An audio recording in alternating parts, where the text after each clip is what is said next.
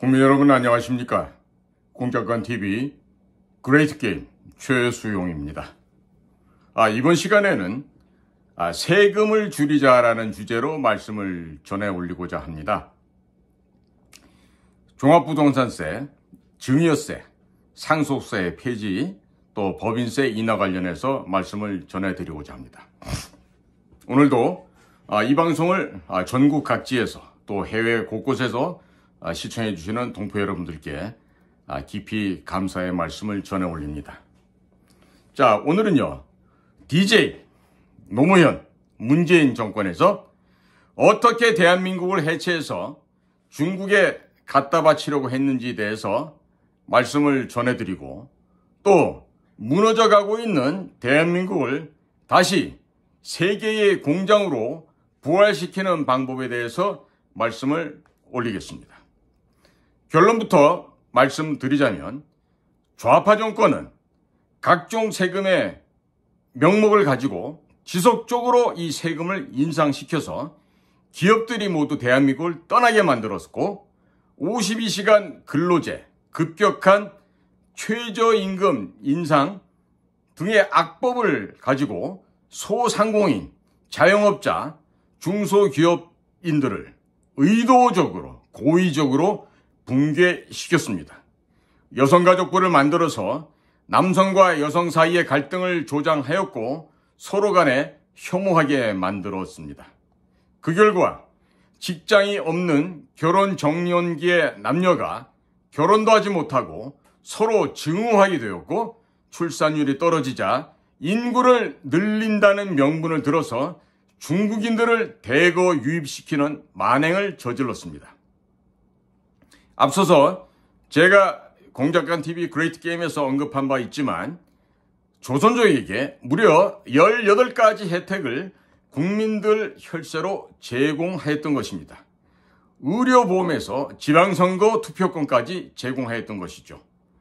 좌파 정치인들의 의도는 대한민국의 주인인 대한민국의 국민을 정부 보조금 타먹는 신세로 전락시키고 부정선거로 당선되어서 평생 제놈들의 자식들에게 재산을 물려주면서 떵떵거리고 제 것들만 잘 살겠다고 하는 것으로 보여집니다. 그러나 이런 경향은 좌파 정치인들 뿐만 아니라 보수 정치 세력이라고 하는 국민의힘도 별반 다르지 않습니다.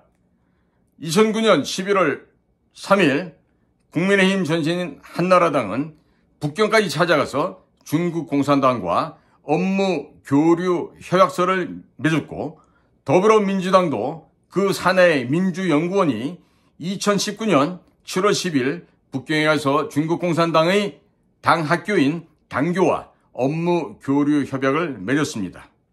이미 두 정당은 중국 공산당의 예하 기관인 조선총독부 혹은 안동도읍으로 전락되었고, 따라서 여러 가지 부정한 행태들이 나오고 있어도 침묵하고 있는 현재의 상황인 것입니다.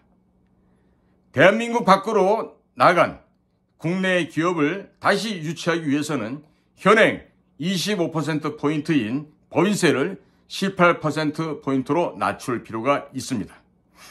법인세 25%포인트에 지방세까지 더하게 되면 27.5%포인트나 되므로 18%로까지 낮추고 이중과세 비판을 받고 있는 종합부동산세, 증여세, 상속세를 과감하게 폐지하면 물가가 대폭 낮아지게 될 것이며, 탈중국하는 기업들과 탈일본하는 기업들을 모두 국내로 유치할 수 있게 될 것입니다. 일자리가 넘치게 되면 청년들이 결혼을 하게 될 것입니다. 자연스럽게 출산율도 늘어나게 될 것입니다. 정부가 국민들의 소비 주권, 즉 돈 쓸 자유를 이런저런 세금을 통해서 빼앗아 약탈하고 있는데, 이런 행위들을 중단하고 국민들에게 돈 쓸 자유, 소비 주권을 돌려줄 필요가 있는 것입니다. 종합부동산세, 일명 종부세를 하죠. 이 종부세는 노무현 정권에서 만든 세금으로 중국식의 토지 공개념이 포함된 사회주의 정책인 것입니다. 개인이 취득한 부동산을 개인의 사유재산으로 간주하는 것이 아니라 공공의 토지를 개인이 점유로 하였으니 정부가 사용료를 걷겠다고 하는 중국식 사회주의 사상이 반영된 아주 잘못된 세금 제도인 것이죠. 부자들에게 세금을 더 걷겠다는 의도인데 종부세가 1,000만 원 나오게 되면 부동산을 보유한 사람들은 전세를 내놓을 때 1,000만 원만큼 올려서 전세를 내놓게 되고 그 다음에 종부세가 2,000만 원이 오르게 되면 전세를 내놓을 때 또 2,000만 원을 올려서 내놓게 되는 것입니다.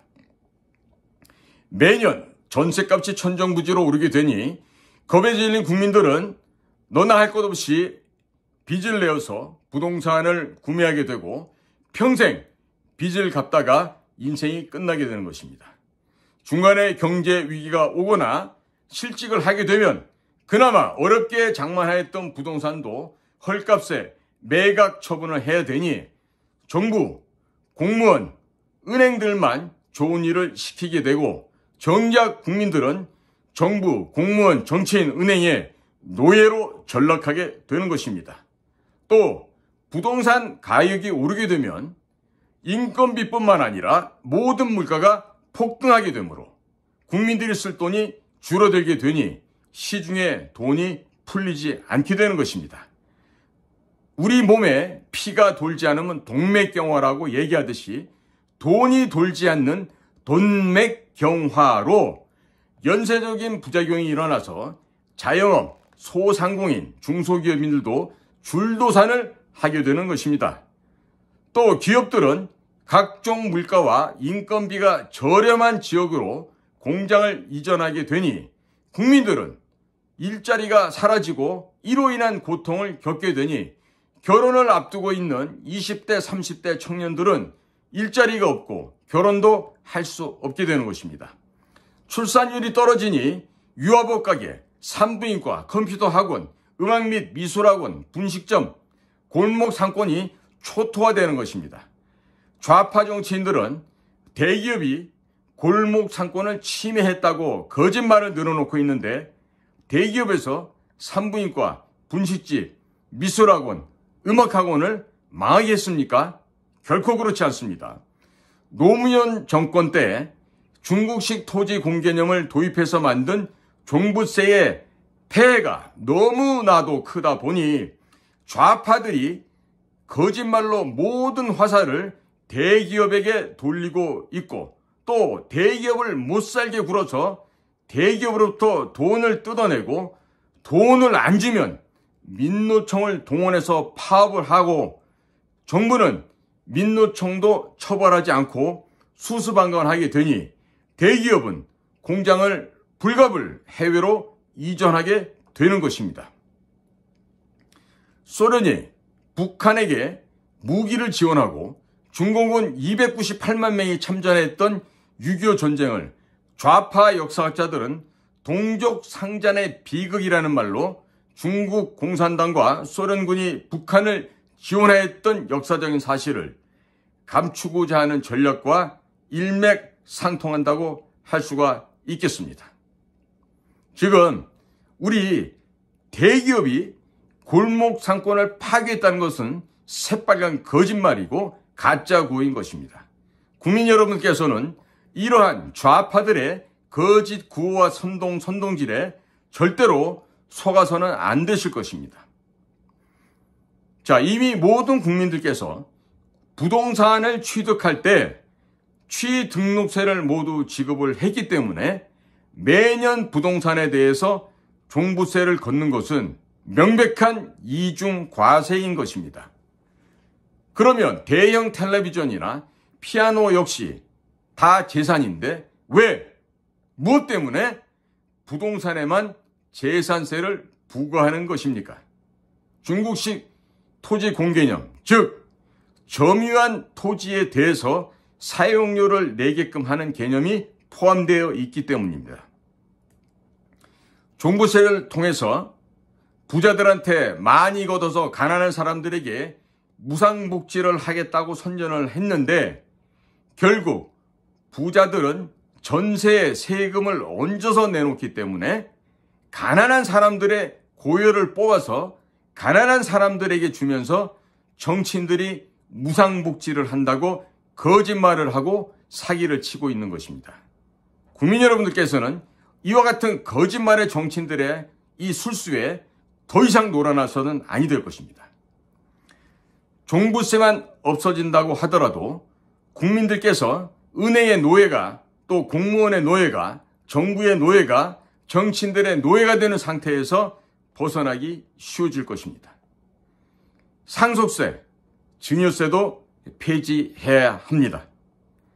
부모님께서 열심히 일을 해서 자식들에게 재산을 물려주는 것이 무엇이 불법이고 잘못된 것입니까? 재산 형성 과정에서 각종 세금을 다 이미 지출했기 때문에 상속세, 증여세 또한 이중과세에 해당됩니다. 집에서 텔레비전이나 피아노나 자식들에게 물려주면 상속세나 증여세를 안 내는데 왜? 무엇 때문에? 현금과 부동산을 물려주면 세금을 또 내야 하는 것입니까? 부모님께서 열심히 일해서 자식들에게 물려주고 자식들은 부모님께서 물려주신 회사를 망가뜨리지 않기 위해서 더 열심히 공부하고 노력할 것입니다. 물론 2세, 3세로 가서 망가진 회사도 있겠지만 남의 회사를 운영하는 것과 내 회사를 운영하는 것은 차원이 다른 이야기입니다. 열심히 일하는 가족 기업들이 많이 나오면 많이 나올수록 청년 실업은 줄어들게 됩니다. 부모님께서 열심히 일한 기업을 물려받아도 세금을 내고 나면 남는 것이 없으니 자식들은 하지 않으려고 하는데 기술의 전수 또한 단절되게 되는 것입니다. 눈에 보이는 기술도 중요합니다만 눈에 보이지 않는 노하우의 전수 또한 매우 중요하기 때문에 증여세, 상속세는 마땅히 폐지되어야 합니다. 또한 술값, 담배값, 기름값, 가스값 속에 포함된 이중과세들은 모두 철폐한다면 우리 서민들의 물가가 대폭 낮아지게 될 것이라고 확신합니다. 이 세금들 속에는 교육세라고 하는 포함되어 있습니다.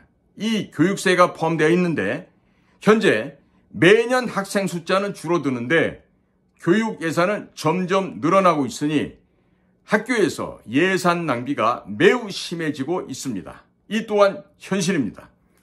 그렇다면 술값, 담배값, 기름값, 가스값 속에 포함되어 있는 교육세를 과연 거둘 필요가 있습니까? 이외에도 다양한 세금들이 포함되어 있는데 처음 세금이 신설될 때에는 우리나라의 세수가 부족했기 때문에 부자들에게도 세금을 조금 더 걷겠다는 의도가 있었습니다만은 수십 년이 지나오면서 대한민국의 산업 경쟁력이 강화되었고 우리의 세수가 많이 증대되었습니다. 술, 담배, 기름, 가스 등 전 국민이 사용하는 생필품이 되었기 때문에 부자들에게 조금 더 걷어서 세수에 보태보겠다는 의도로 만들어진 각종 이중과세는 이제 폐지할 때가 되었습니다. 아니, 이제 너무 시간이 많이 경과했습니다. 전 국민들께서 연탄 떼던 시절에 만들어졌던 이 세금 체계는 과감하게 혁신적으로 폐지할 필요가 있겠습니다. 또한 개인소득세 최고 구간이 45%포인트인데 이 또한 20%포인트까지 낮춘다면 전 세계의 부자들이 한국으로 몰려들게 될 것입니다. 열심히 일해서 벌은 돈을 정부에서 45%포인트를 가져간다고 한다면 일할 의욕을 상실하게 됩니다. 또 실제로 많은 부자들이 대한민국을 떠나가고 있습니다. 이승만 대통령께서 1923년 3월 태평양 잡지에 공산당 당부당이란 글을 쓰셨는데 이 글에서 자유롭게 되기를 원하는 인간의 본성을 억압하는 것이 공산주의다라고 정의를 이미 내리신 바가 있었습니다.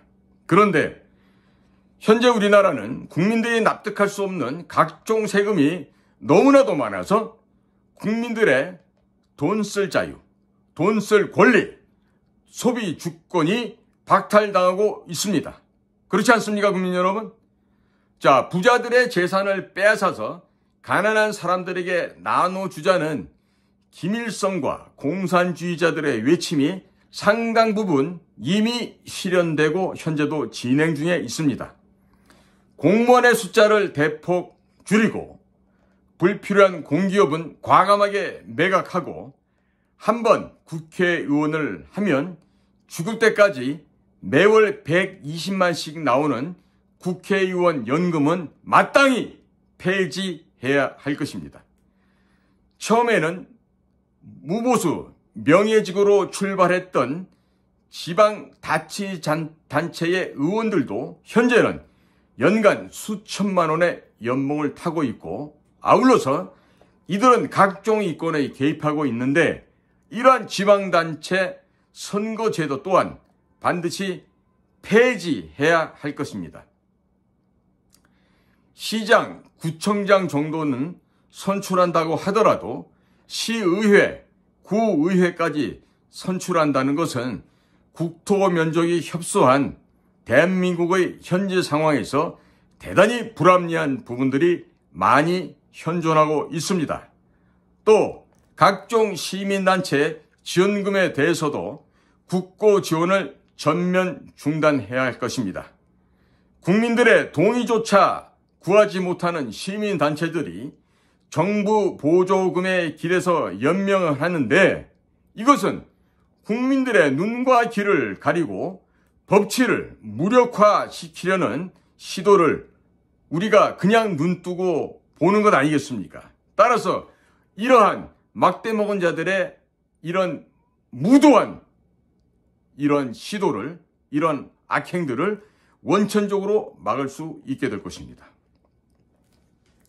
아울러 정당에게 제공되는 보조금도 역시 폐지를 한다면 국민들을 힘들게 하는 법안을 쏟아내는 저 파렴치한 정당들은 자동적으로 퇴출될 것이고 그런 정치인들은 국민들의 마음을 얻기 위해서 현실적으로 더욱더 열심히 뛰게 될 것입니다. 요즘과 같은 저 가짜, 거짓말의 국회의원들이 사라지게 될 것입니다. 2021년 당시 예산을 살펴보게 되면 성인지 예산이 35조 원에 달하였습니다. 정부에 포함되어 있는 이 35조 원이라는 예산에 대해서 담당 공무원조차 성인지 예산이 무엇인지 정확하게 모르고 있습니다. 일명 운동권의 밥그릇 예산이다라고 하는 이 돈이 연간 35조 원이나 되었습니다. 자, 비판이 쏟아지자 2022년 이후로 언론에 공개하지 않고 있습니다. 그리고 각종 예산 속에 숨겨두었지만 여전히 이 35조 원에 달하는 성인지 예산은 존재하고 있습니다. 자, 우리 국군 장병들에게 급여를 200만 원까지 인상하려 하다 보니까 직업 군인들에게 줄 수 있는 이런 수당을 충족시킬 만한 예산이 없다고 합니다. 그래서 이 군인들에게, 이 직업 군인들에게 주는 각종 수당도 폐지했다고 합니다. 또 이 직업 군인들에게 훈련하러 가서 몇 끼 식사까지 돈 주고 사 먹으라는 것이 요즘 군대 현실입니다. 정부에서 병력 부족에 대한 이야기는 끊임없이 나오고 있는데 비해서 국방 예산이 부족하다고 하면서 군인연금의 지급 시기를 55세에서 65세로 늘리고 그 예산을 어떻게 해서든지 전용하고자 하는 이런 얄팍한 생각을 하고 있는 것으로 관측되고 있습니다. 자, 격지오지에서 목숨을 걸고 근무하는 이 직업 군인들이 열악한 근무 환경을 버텨내는 것도 군인연금 하나를 바라보고 있기 때문인데, 이 군인연금에 손을 댄다고 하면 직업 군인들이 대거 옷을 벗고 예편할 것이고, 대한민국의 국방은 한순간에 무너질 수도 있는 위험한 상황이 될 것입니다. 한여름에 에어컨도 없고 한겨울에 히터 하나 없는 그런 최전방 격오지에서 목숨 걸고 나라를 지키는 군인들에게 에어컨, 히터 나오는 장비 한번 주려고 생각해들 보셨습니까? 그러면 여름철이 되면 시원한 바람 난 에어컨이 있고 겨울이 되면 히터 나오는 이런 안락한 환경에서 정시 출퇴근하는 일반 행정직 공무원들과 20년 넘었다고 해서 동일하게 연금을 대우해서 되겠습니까? 결코 안 되겠죠. 자, 대한민국이 강대국이 되고 진정한 품격 있는 선진 국가가 되기 위해서는 제복을 입은 공무원들과 또 기업인들이 존경받는 그런 사회가 되어야 됩니다. 성인지 예산 이 30조 원이 넘는 이 돈을 국방비에 전액 투자를 하게 되면 대한민국 군대가 양질의 직장으로 탈바꿈하게 됩니다. 그리고 많은 청년들께서 장기 근무를 지원하게 될 것이고, 병력 부족과 청년 일자리 창출이라는 두 마리 토끼를 동시에 잡을 수가 있게 됩니다. 국민들께서 인정하고 수긍할 수 있는 수준에서 세금을 책정하고, 국민의 혈세는 정말 써야 될 곳에, 필요한 곳에만 써야 하는데, 지금 정치인들은 대한민국의 국민들이 주인인데도 불구하고 이 주인의 눈과 귀를 가리고 국민들의 재산을 약탈한 뒤에 자신들이 무상복지를 해준다고 하면서 생색을 내고 있는데, 이런 자들을 바로 사기꾼이라고 하는 것입니다. 이와 같이 국민의 혈세를 가지고 생색내는 이 사기꾼들, 이 거짓말 가짜 정치인들을 이제는 우리 국민들께서 단호하게 척결해 주셔야 할 것입니다. 그 방법은 현재 국회의원 배지를 달고 있는 자들을 다음번 있는 총선에서는 단 한 놈도 남기지 말고 다 낙선시키게 하는 것입니다.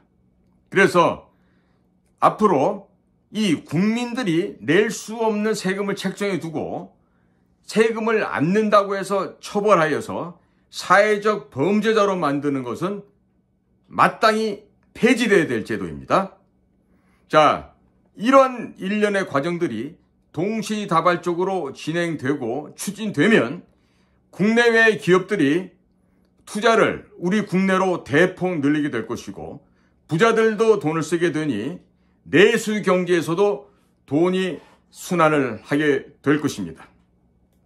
그리고 민노총과 북한과 연결고리는 국가보안법으로 수사를 해서 민노총 지도부에 대하여 여적죄, 형법 제93조입니다. 이 여적죄로 처벌하는 등 법치 확립 또한 병행, 강조되고 추진되어야 합니다. 확행되어야 합니다. 문재인 정권과 더불어 이 민주당이 한창 외치고 떠들던 사람 중심은 북한의 사회주의 헌법 제3조 조선민주주의인민공화군 사람 중심의 세계관이며에 나오는 용어입니다. 이것은 북한 괴뢰와 더불어민주당의 연결고리에 해당되므로 국가보안법을 적용할 부분이 있다면 과감하게 이 더불어민주당에 대한 수사도 진행하여야 할 것입니다. 또한 남녀 갈등을 조장하는 여성가족부 또한 폐지시켜야 할 것입니다.